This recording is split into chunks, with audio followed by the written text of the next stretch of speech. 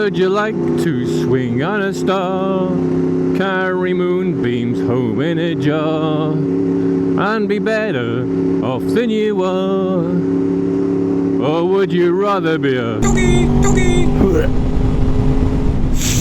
It's good that, wasn't it? It's good. Clever. I've been thinking about that all weekend. You know, I actually first heard that song in the incredible blockbuster hit Hudson Hawk, which I really enjoy. I've seen that movie quite a few times, actually.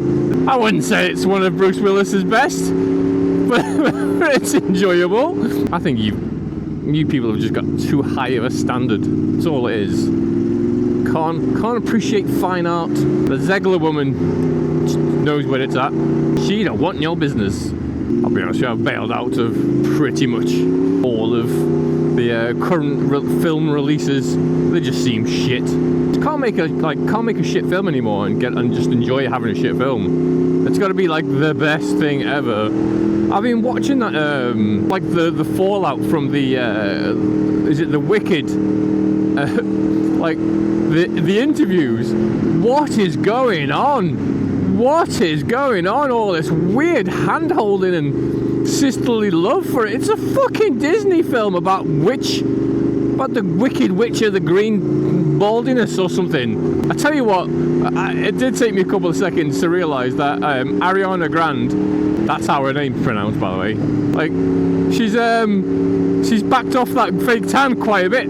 It took me a minute to realise who it was. And it's like, oh, she's back in a normal white skin anymore, and not pretending to be a black person. I guess that probably wouldn't go down too well. And that horrific amounts of fake tan. Is fake tan blackface?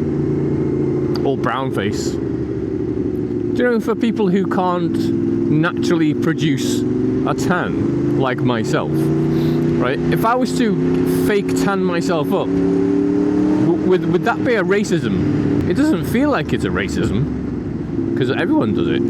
Everyone does the old fake tan. Well, I don't, because I'm not a loser. Do you know, funny story, like, I didn't realise that black people got darker and lighter based on the sun. I thought they were immune to it. I thought, this is quite a while ago. I mean, I was still in my 20s when I believed this, but I thought they were just immune to the sun. I thought that's why they had black skin. Oh god, I love it. That's not a racism, is it? That's surely not. That's just thinking the wrong thing for the wrong reason. I mean, technically, the higher melanin reduces the amount of, like, or reduces the absorption rate or something like that.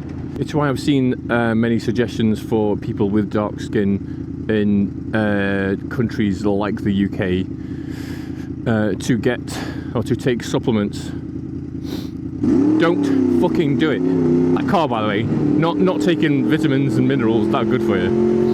You should do that. I mean, you should really get it through your diet. Talking about stories, actually, that I remember, like the little short I posted recently, the short I posted recently about using toilets in the phone. Wait, no, the other one, using phones in the toilet. Fucking hell, idiot. Reminded me of a story, like, ages ago. A funny story from a friend of mine who was trained to be a paramedic. Or I think I had just finished training to be a paramedic at the time. Like, keep in mind, right, this story is about, God, it must be like close to 20 years old. So I can remember the gist, but not the specific details. I can't remember whether it was something that he saw himself or a story he was told by the people he was working with. However, for the sake of narrative continuity, I'll just go with it was his story, he saw it, and I'll fill in some of the blanks with a little bit of artistic license. Right, so the story goes, he was in the hospital, off shift, when he heard there was a sort of commotion going on in, like, the A&E waiting room. So he went to see what everyone was sort of making a fuss about. And in the waiting room which is quite busy, it was sort of quite quiet apart from like contained snickering and a muffled ringtone that.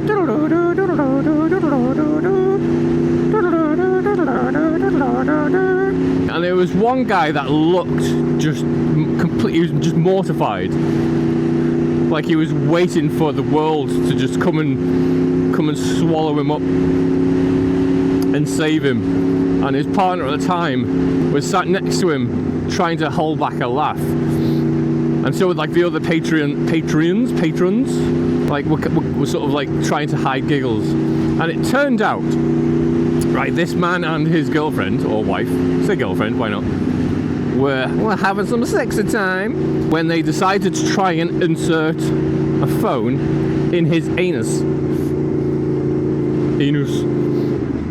Unfortunately, well, half unfortunately, they successfully managed to get it up there, but couldn't get it out. And instead of phoning the like 999 straight away, other help was sought, which meant that this guy's mates found out.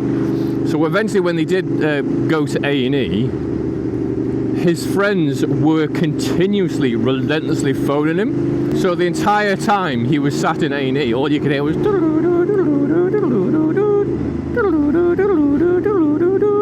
coming from his anal passageways.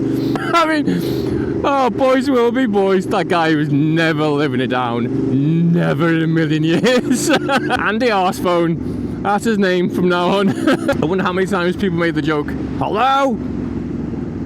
I'm up an arse. Shit. Like I said, I can't remember the full details of the story, whether it was something he saw himself or, you know, was told to him, but I just remembered, like, oh, let the good times roll. Let that be a lesson. Oh, switch your phone off. Or maybe they were planning on, or maybe they did. Maybe his phone logs got quite a few phone calls from his girlfriend right at the start. Oh, you know, maybe he wanted that bit of a vibe action. I mean, you don't think you could do it these days? Like, phones are quite, like back in the day, phones were a little rounder, a little smaller, in fact. These days, I think you'd need to stretch things quite significantly.